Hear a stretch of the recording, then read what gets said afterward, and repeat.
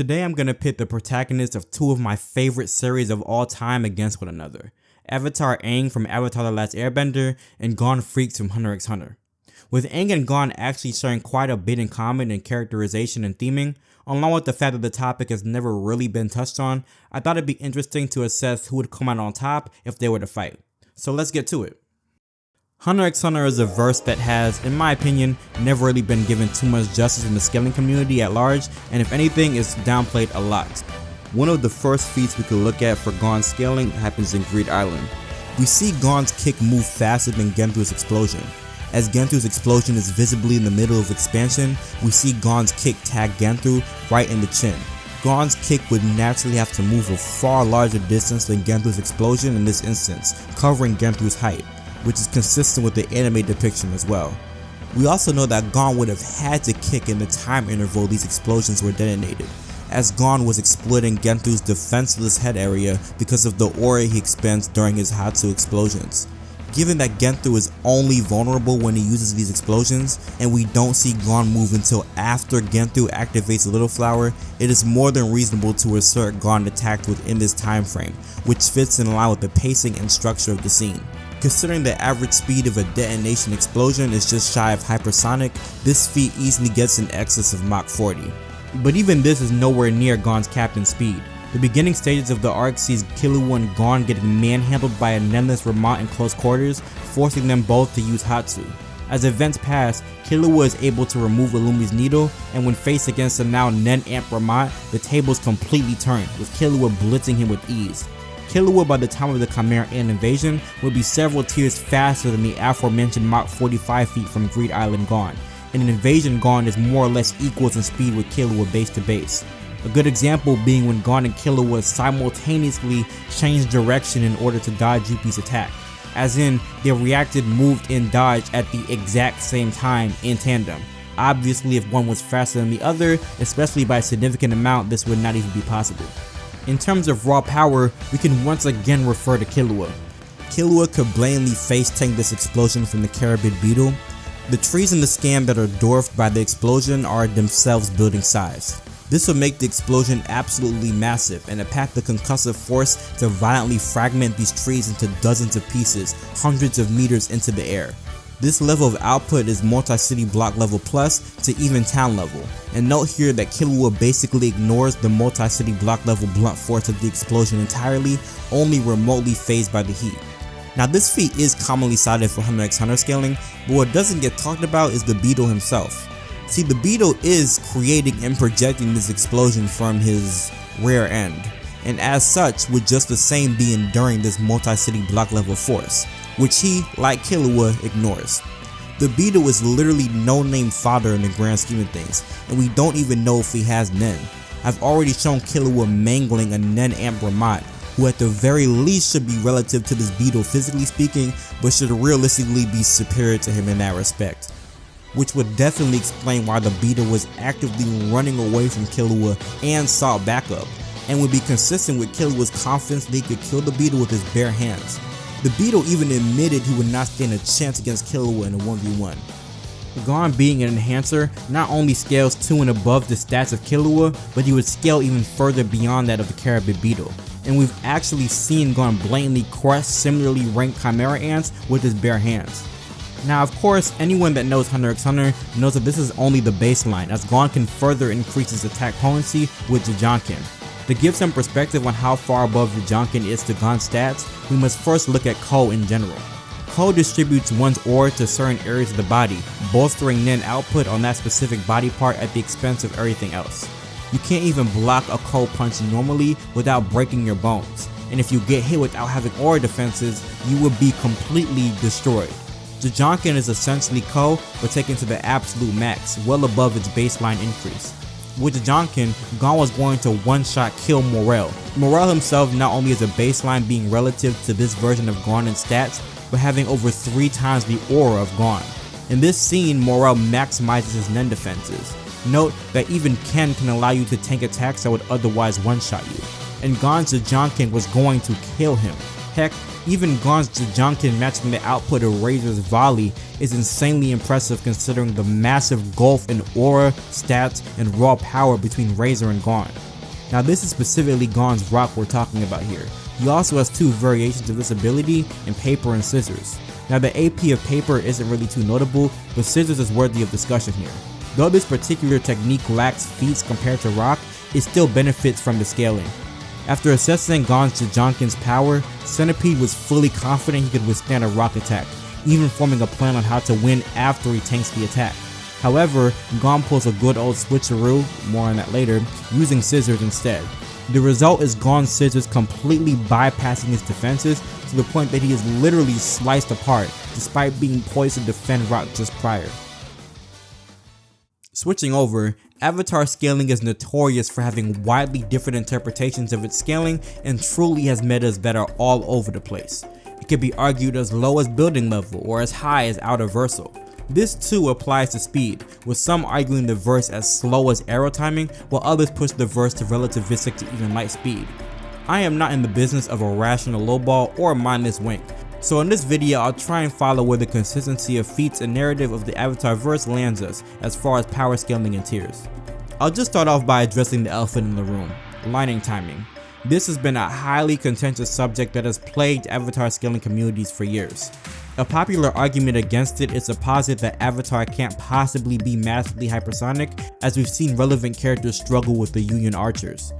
Putting aside the fact that the notion of people like Aang struggling to dodge arrows isn't exactly accurate, I was never really convinced by this argument for the simple fact that arrows in fiction are one of those things that you could easily argue is just upscaling to the versus speed meta. I mean, we've seen archers across various verses from Marvel, DC, to anime, and nobody just nerfs these verses or characters to subsonic because they use an arrow.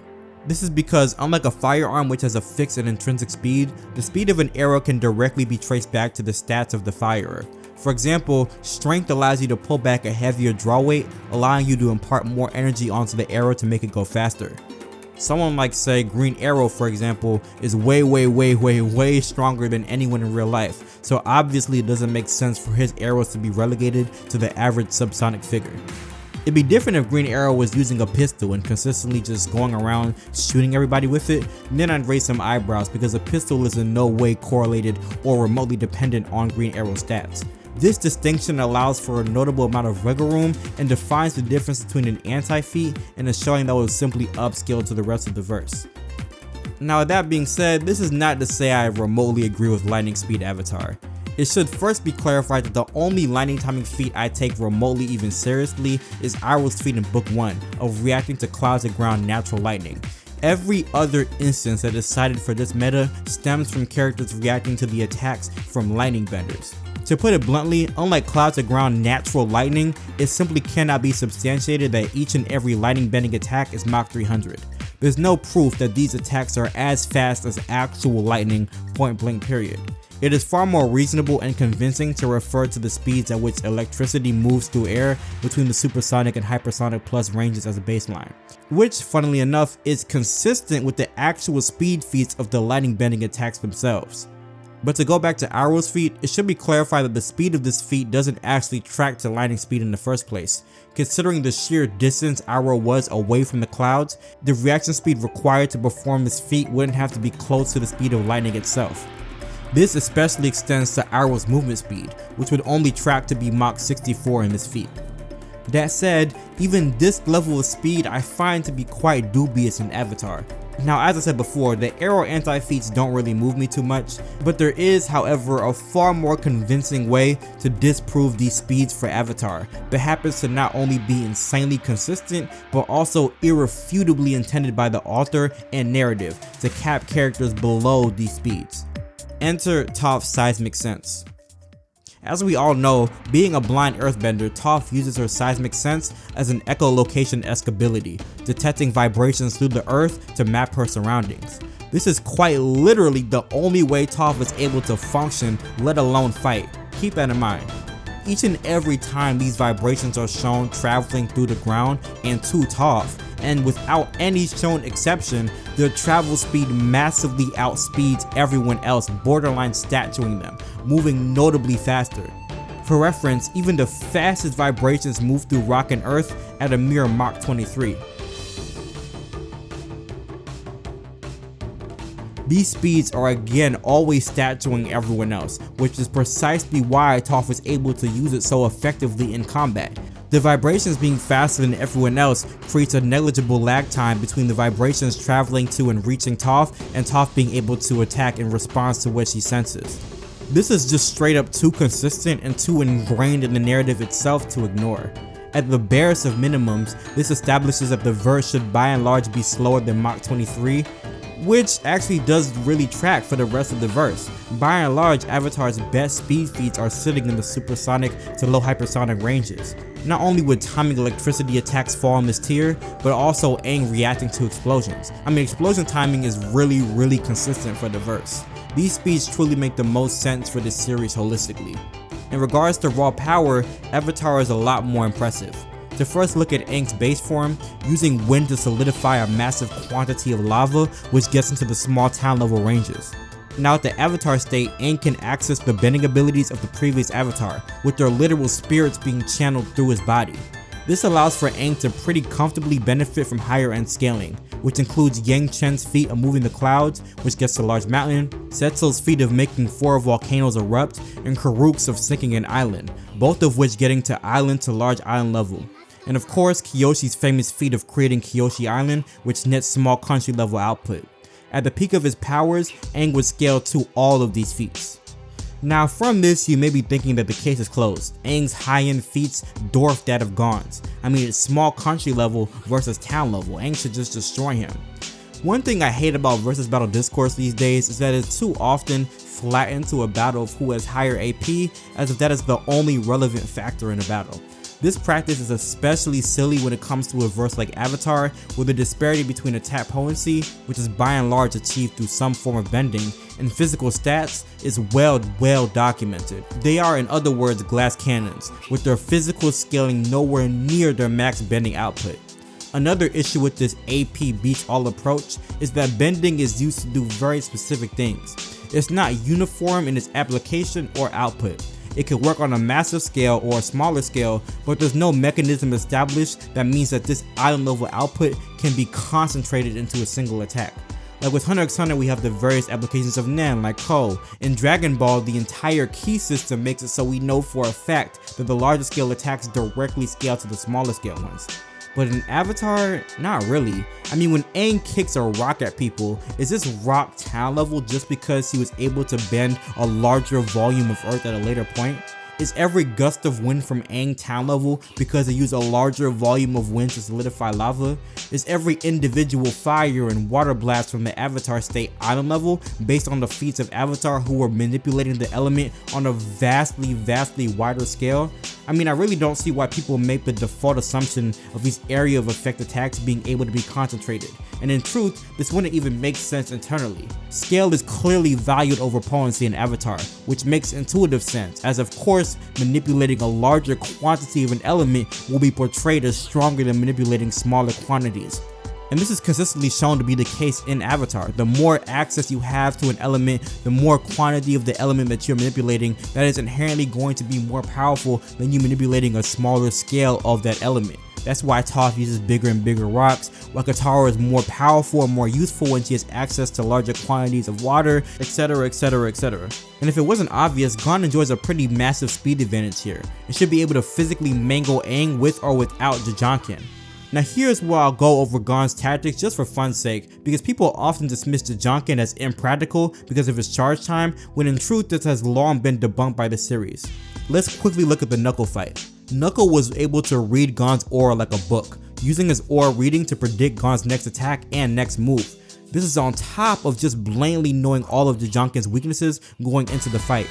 Using aura reading to simulate precog and having full knowledge of Jajanken's weaknesses, Knuckle's entire strategy, even when not trying to hurt Gon, was shutting down all Jajanken usage.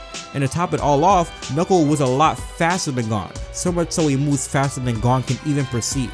So to recap, Knuckle has aura reading to predict Gon's next move, a notable speed advantage, and full knowledge of Jajanken's weaknesses, and use all of this for the express purpose of preventing Gon Jajanken from ever landing.